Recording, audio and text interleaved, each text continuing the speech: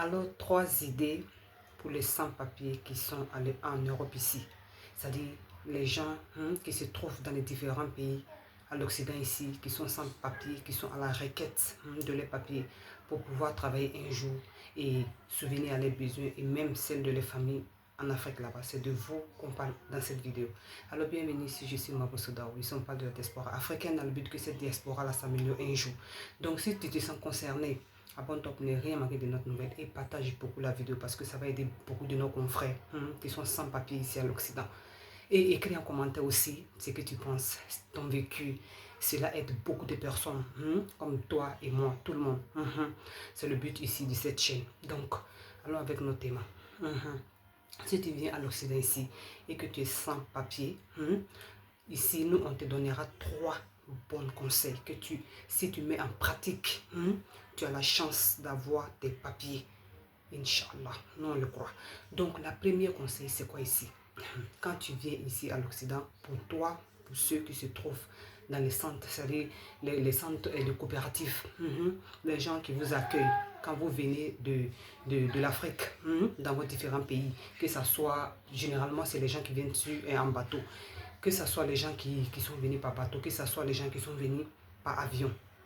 Quand vous venez ici et que vous vous trouvez dans les centres surtout d'accueil, en entendant on voit votre situation, c'est-à-dire on analyse votre situation et pour pouvoir donner une solution, si vous allez rester ici ou pas. Genre, je vais dire si vous allez avoir vos papiers ou pas. Donc la première chose que toi tu dois faire quand tu viens ici et que tu es sans papier, quand tu viens, la première des choses, c'est l'intégration. Quand je dis l'intégration, je réfère à quoi? La première des choses, ça sera de savoir, c'est-à-dire connaître l'histoire dans le pays dans lequel tu te trouves, que ce soit aux États-Unis, que ce soit en Italie, surtout pour ceux qui prennent les bateaux pour venir, que ce soit en France, parce que c'est là nous autres, beaucoup de nous avons. C'est-à-dire partout à l'Occident, tu dois chercher à connaître l'histoire de ce pays, comment le pays fonctionne, qu'est-ce que ce pays-là aime. Comment sont les gens, comment les gens se comportent. C'est-à-dire tu es là dans ta coopérative, tu fais savoir aux gens de ta coopérative que tu es intéressé par l'histoire du pays. C'est-à-dire comment le pays est. Tu leur fais voir ça en faisant quoi? En faisant les recherches, c'est-à-dire tu te déplaces, tu vas dans les bibliothèques, tu vas chercher l'histoire, c'est-à-dire tu vas chercher les livres, l'histoire de la France par exemple, et tu te mets à lire. C'est-à-dire tu as beaucoup de savoir sur cette histoire-là. Peut-être même si tu ne sais pas lire, tu peux aller chercher des gens qui peuvent lire pour toi, pour que tu comprennes un peu comment fonctionne le pays. Et quand les gens de votre coopérative viennent chez vous, à la maison, tu discutes de ça. Quand tu as des questions, tu poses des questions juste pour les faire savoir que tu es intéressé par le pays dans lequel tu es venu. Genre quand tu es venu là, tu ne restes pas seulement à la maison à dormir. Donc tu te formes. Quand ils voient ça, ça dit ça, ils ne vont rien te dire. On le connaît. Ils vont rien. Moi, mais je vous parle en tant que, j'ai vécu ça en tant que personne. C'est pourquoi je suis ici pour vous expliquer mon expérience, pour que, dans le but que mes expériences puissent vous aider.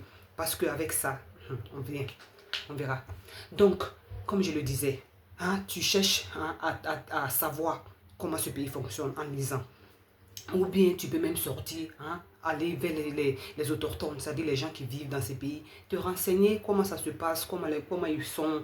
C'est-à-dire quand tu discutes avec eux, quand tu fais les choses avec eux, tu peux savoir, quand tu vas avec une personne, tu n'as pas besoin d'expliquer ta situation. Que tu es venu par bateau, tu as la requête de papier, les chaussures, tu n'as besoin de rien de dire de ta vie, de ta situation. C'est-à-dire, quand toi-même tu dis rien de ta situation, personne ne sait qui tu es. On te voit en normal comme les autres personnes qui sont, c'est-à-dire qui ont les papiers, qui vivent normal, qui travaillent. Donc, tu ne les expliques pas ta vie. Tu essaies seulement de savoir comment les gens sont, comment les gens fonctionnent, en discutant avec les gens. Donc, tu mets ces premières pratiques-là en place. Tu verras. Non seulement ça va toi-même t'aider, ça peut t'ouvrir des portes. Parce qu'en discutant, en rencontrant les gens, ça peut t'aider. Ça peut t'ouvrir des portes. C'est-à-dire quelqu'un, tu peux être là à parler avec une personne tellement que tu serais ouvert, une personne vraiment qui veut s'intégrer. Il y a des gens de bonne foi, toujours. Il y a des gens de bonne foi sur nos chemins, toujours. Ils peuvent t'aider à avoir un boulot par lequel tu peux obtenir tes papiers. On ne sait jamais. Or, quand tu dors à la maison, quand tu ne cherches pas à t'informer, tu ne vas jamais, ça dit le bonheur, ça dit le sababou, comme on le dit, l'opportunité ne va jamais venir te trouver à la maison. Impossible. Donc, ou bien si tu sais que tu n'as pas le temps de rencontrer ces gens, que tu n'as pas le temps d'aller à la bibliothèque, il y a les sites, il y a Internet, tu peux te renseigner là-bas. Il y a beaucoup d'informations sur la France, sur l'Italie, beaucoup d'autres pays. Tu peux aller là-bas t'informer. C'est important. Donc, la deuxième stratégie que tu dois mettre en place serait de sortir, aller vers ta communauté. Même si nous ne sommes pas une communauté solide, tu vas aller vers ta communauté, tu vas aller te renseigner vers eux, Dieu, et tu en priant le bon Dieu qui te mette les bonnes personnes sur ta route. Parce que les gens ici, à force de se faire voir, ils ne disent pas les vrais, c'est-à-dire ils ne disent pas la vérité aux gens, surtout quand ils savent que tu viens d'arriver. Donc quand tu vas vers ces personnes-là, soit celui qui écoute beaucoup. Et quand tu les écoutes, il faut les regarder droit dans les yeux. C'est-à-dire tu regardes les corps, comment ils parlent. À travers ça, tu peux comprendre qui ils sont. C'est-à-dire si ce qu'ils disent là, c'est la vérité, tu sauras à travers le corps. C'est-à-dire les langages corporels, je vais dire. Tu sors, tu vas avec ces personnes, tu vas discuter avec eux. N'explique pas, comme je l'ai dit précédemment, ne les explique pas, ne les expose pas tes problèmes. Parce que les gens qui sont là, on ne sait pas qui est qui. Surtout dans nos communautés, que chien mange chien, chacun venait se chercher. Donc les gens, il faut être méfiant, je vais dire au fait. Donc tu vas vers ces personnes, tu te renseignes, tu les demandes comment ils font, comment ça se passe, comme je l'ai dit précédemment. Tu les demandes. Et Dieu fait grâce toujours. Si Dieu même voit que tu es une personne, c'est-à-dire tu veux faire les choses, tu veux t'améliorer, il va mettre les bonnes personnes sur ta route. Donc tu vas vers ces personnes-là. Si Dieu fait que tu trouves une bonne personne qui t'explique, comme ceux qui sont venus avant nous ici, qui t'expliquent comment tu peux faire pour avoir ton kaolo, tu procèdes à ça parce qu'il y a plusieurs manières que les gens passent par ça. Surtout même si comme on était une communauté, comme on le dit toujours, qui s'entraidaient ensemble. On allait embaucher beaucoup de jeunes africains comme nous quand ils viennent ici, avec des contrats. Parce que les Noirs, on aime faire les choses souvent au noir, c'est pas bien. Comme nous, on est noir, on fait les choses au noir, c'est pas bien. Donc, on faisait, comme nos communautés faisaient les choses, c'est-à-dire clair, avec les papiers, les contrats, les bons contrats. C'est-à-dire beaucoup d'immigrés, c'est-à-dire beaucoup de jeunes qui viennent ici, pouvaient travailler et assumer les gens aussi au pays là-bas. Parce que c'est le but de beaucoup de personnes. Donc, comme je le disais, tu vas vers ces personnes-là, tu vas te renseigner et tu pries ton bon Dieu.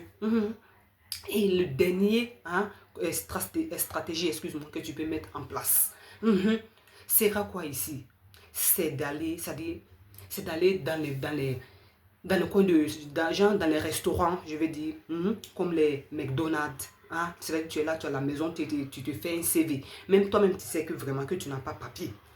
Tu sais que tu n'as pas CV, mais ça va pour on ne sait pas où l'opportunité vient, comme je l'ai dit précédemment.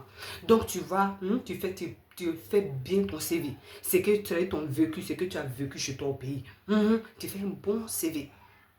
Tu mets une photo bien propre de toi. Il ne faut pas expliquer tes problèmes dans ton CV. Ah oui, j'ai des problèmes, j'ai des ceci. Si même tu dois mettre un peu de... C'est-à-dire si tu dois pimenter, c'est-à-dire parce qu'ici en Europe, savoir bien se vendre.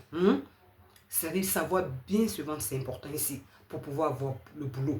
Donc, quand tu fais ça, quand tu écris ton CV, bien, je n'ai pas dit de trop t'inventer parce que toujours, la vérité, quand tu mens dans une chose, la vérité, ça va rattraper après. Donc, il faut pas exagérer, je veux dire. Tu t'inventes bien positivement et toi-même, tu sais que tu as ça en toi. C'est-à-dire, qu'est-ce que je vais dire ici? C'est de bien faire, c'est de bien faire ton CV.